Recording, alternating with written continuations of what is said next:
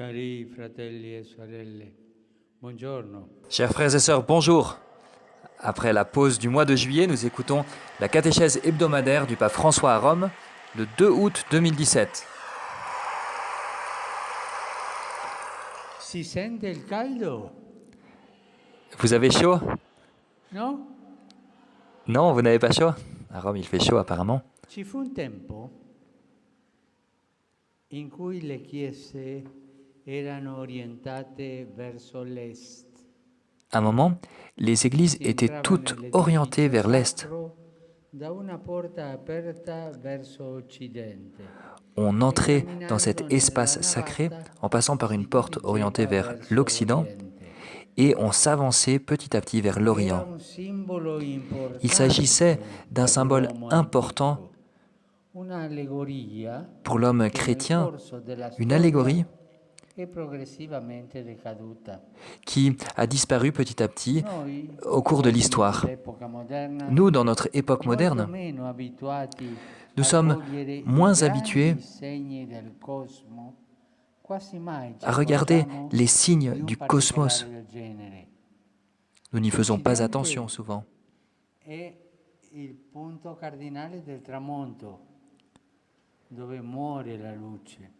L'Occident est le point cardinal du coucher du soleil, là où la lumière meurt. Au contraire, à l'Orient naît la première lumière de l'aurore. Voilà où vient le Christ qui pointe à l'horizon du monde. Les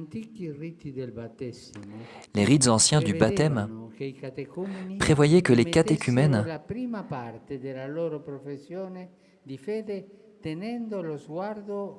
commencent leur profession de foi en regardant vers l'Occident, vers l'Ouest.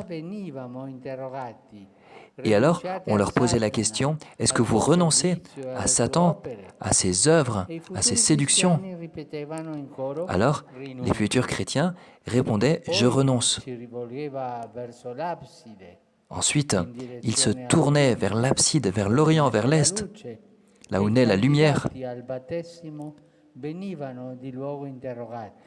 là où ils allaient être baptisés, et on leur posait la question, croyez-vous en Dieu Père, Fils et Saint-Esprit?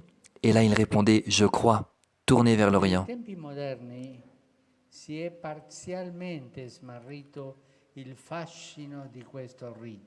Au temps moderne, on a perdu petit à petit la fascination de ce rite, en même temps qu'on a perdu la fascination pour le cosmos. Bien sûr, on a gardé la profession de foi que l'on accomplit selon la tradition du baptême, qui est la porte d'entrée de tous les sacrements. Mais le sens demeure. Que veut dire être chrétien? Eh bien, cela veut dire de regarder la lumière, de faire sa profession de foi dans la lumière, même quand le monde est enveloppé de la mort et des ténèbres. Les chrétiens ne sont pas libérés complètement des ténèbres extérieures et intérieures. Ils ne vivent pas en dehors du monde. Mais par la grâce du Christ qu'ils ont reçue au baptême, ils sont des hommes et des femmes orientés. Ils ne croient pas dans l'obscurité, mais dans la chaleur et dans la lumière du jour. Ils ne succombent pas à l'obscurité, ils ne sont pas défaits par la mort, mais ils avancent vers la vie. Ils ne sont pas pliés par le mal, car ils ont toujours confiance en la possibilité infinie de bien. Et voilà notre espérance chrétienne. C'est la lumière de Jésus, le salut que Jésus nous porte, avec sa lumière, lui qui nous sauve des ténèbres. Nous sommes ceux qui croyons que Dieu est Père. Voilà la lumière, voilà l'espérance. Nous ne sommes pas orphelins. Notre Père est Dieu. Nous croyons que Dieu est descendu, que Jésus est descendu au milieu de nous, qu'il est venu dans notre obscurité, qu'il est devenu notre compagnon, en particulier celui des plus pauvres et des plus fragiles. Voilà la lumière. Nous croyons que l'Esprit Saint agit sans arrêt pour le bien de l'humanité et du monde. Et même les plus grandes douleurs de l'histoire seront dépassées. Voilà l'espérance qui nous est donnée ce matin. Et chaque matin, nous croyons que toute affection, toute amitié, tout bon désir, tout amour, même les plus cachés, trouveront un jour leur accomplissement en Dieu. Et voilà la force qui nous pousse à embrasser avec enthousiasme notre vie de tous les jours. Et voilà notre espérance. Nous vivons dans l'espérance.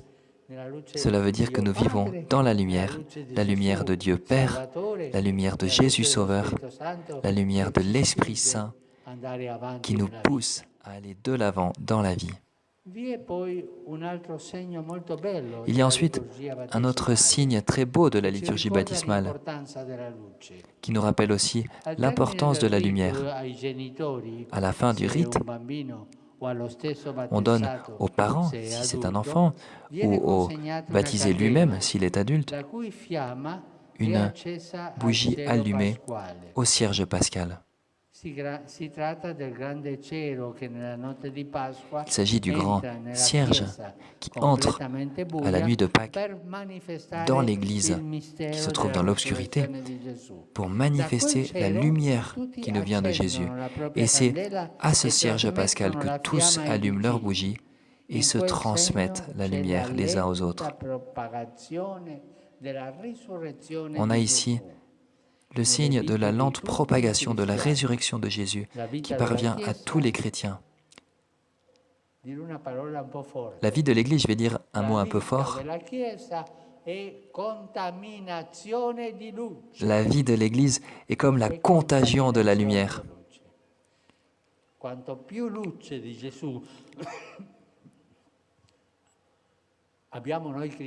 Plus nous avons en nous la lumière de Jésus, nous les chrétiens, plus il y a de la lumière de Jésus dans la vie de l'Église, plus l'Église est vivante. La vie de l'Église est contagion de lumière. L'exhortation la plus belle que nous pouvons nous lancer les uns aux autres est celle de nous rappeler toujours de notre baptême. Et je voudrais vous poser la question, combien d'entre vous, vous rappelez-vous la date de votre baptême? Alors, réfléchissez un peu. Peut-être, je ne vous demande pas de répondre parce que vous aurez peut-être un peu honte. Alors, réfléchissez. Est-ce que vous vous en souvenez? Si vous ne vous en souvenez pas, eh bien, aujourd'hui, quand vous rentrerez à la maison, vous irez voir votre père, votre mère, votre oncle, tante, grand-père, grand-mère, et vous leur demanderez « Quelle est la date de mon baptême ?» Et alors, ne l'oubliez plus, cette date. D'accord? Vous le ferez quand vous rentrerez chez vous? Aujourd'hui, vous devez apprendre ou vous souvenir de la date de votre baptême, qui est la date de votre renaissance, la date de la lumière, la date à laquelle, je me permets de le dire, à laquelle nous avons été contaminés par la lumière de Jésus. Alors ça, c'est vos devoirs quand vous rentrerez à la maison. Vous aurez à vous souvenir de votre date de baptême. D'accord? Très bien. Nous sommes nés deux fois. La première fois, nous sommes nés à la vie naturelle et la deuxième fois, à la grâce du Christ, aux sources du baptême. Là, nous sommes morts à la mort pour vivre de la vie de Dieu en ce monde. Notre vie a été transformée comme jamais nous pourrions l'imaginer. Et nous sommes loin du parfum du Saint-Crème pour transmettre cette bonne odeur du Christ. En nous agit l'Esprit de Jésus, le premier-né d'un grand nombre de frères, pour tous ceux qui s'opposent à l'inéluctabilité des ténèbres et de la mort. Nous sommes tous des Christophoros, Christophoros, ceux qui portent le Christ, des porteurs du Christ dans le monde, Christophoros, le mot grec. En particulier pour ceux qui traversent des situations de deuil, de ténèbres, de douleur. Et cela, on peut le vivre dans tous les petits détails, dans la lumière qu'un chrétien porte dans ses yeux, par sa sérénité, qui n'est même pas atteinte dans les jours les plus compliqués, dans l'envie, le désir de recommencer toujours de nouveau. Alors, que dira-t-on de nous quand on écrira notre histoire? Que nous avons été capables d'espérance ou bien que nous avons caché notre lumière sous le boisseau? Si nous voulons être fidèles à notre baptême, nous avons à rayonner de la lumière de l'espérance. Le baptême est un sacrement d'espérance. Nous pouvons donc transmettre à toutes les créatures des raisons de vivre.